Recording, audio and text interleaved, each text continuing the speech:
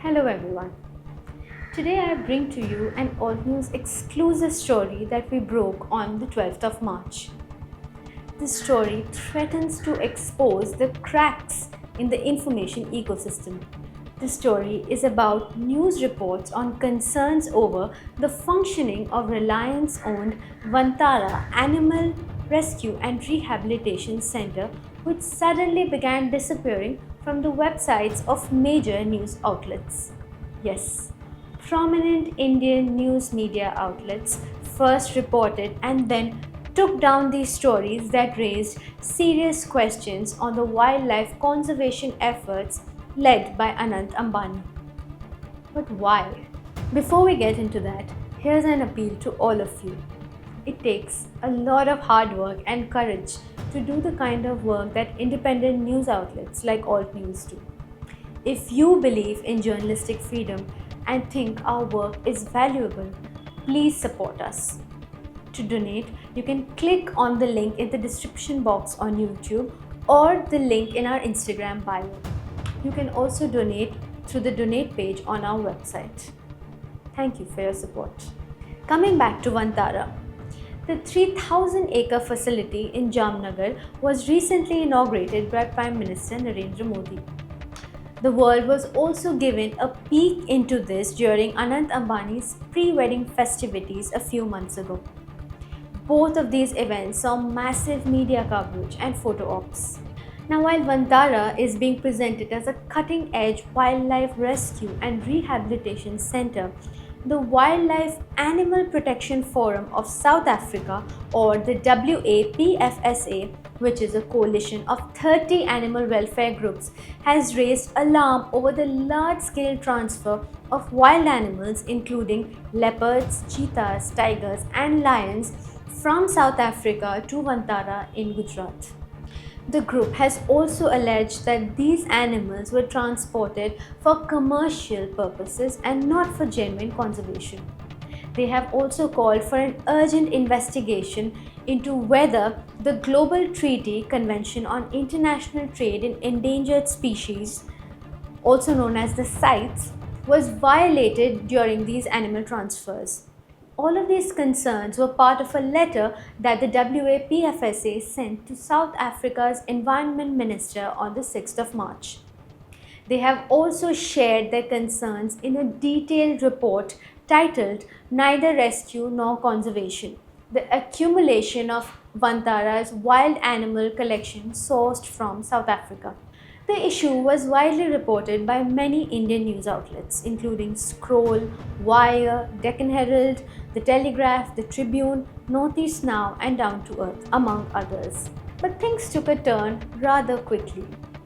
We began noticing that these stories, which were live on March 9th or 10th, suddenly began vanishing. We checked Deccan Herald and The Telegraph and found that the links were broken. We were being redirected to error 404 or page not found messages. A similar thing happened with the Tribune and much later Zee News. Why would such a crucial story not be available on multiple news portals all of a sudden? Here's a look at what the archived versions of these stories looked and how they appear now. In an even stranger twist, the Financial Express originally published the article on the WAPFSA's concerns regarding the large-scale export of wild animals to Vantara. They even tweeted this. But if you click on the link now, you are redirected to a whole different article. Worse, the redirected or the new article is a very obvious fluff piece on Vantara, which calls it a model for animal welfare. The URL, however, remains the same, which is what tells us that the story was either overwritten or replaced. Unpublishing or taking down a story from the internet is a big deal, especially for news outlets. This is done as a last resort and in cases where there's a critical error in the story, there's an issue with the source, or there are legal reasons why a story cannot be publicized or published. It needs to be signed off by an editor, and based on how transparent a news organization is, a disclaimer is added to tell readers why the story was being taken down. In the case of the Vantara story, little is known about why it disappeared. Editors at the Telegraph and Deccan Herald refused to comment. But when we reached out to Northeast Now, a Guwahati-based publication that has not taken down the story, we found something very fishy. The editor of Northeast Now told Alt News that it received a threat mail after it published the story regarding the concerns on Vantara.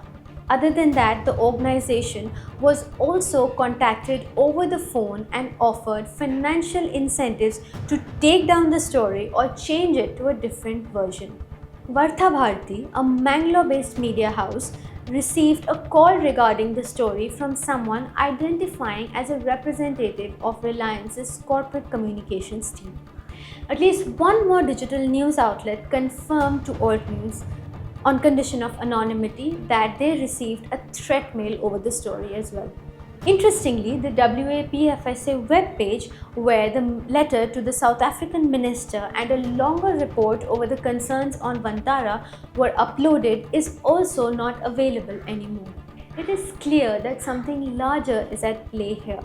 Are media outlets being pressured to take down information that does not suit a specific narrative? Are some forces desperately trying to control what the public reads? And are news outlets now pandering to PR agencies? These are questions we must ask. Please note that a report by UK-based Independent has quoted Vantara as saying that the complaints by the WAPFSA against it are seemingly driven by vested interests and are entirely false and baseless. We'd love to know what you think of this story and our reportage. Please let us know in the comments below and do subscribe to us on social media. Thanks for watching.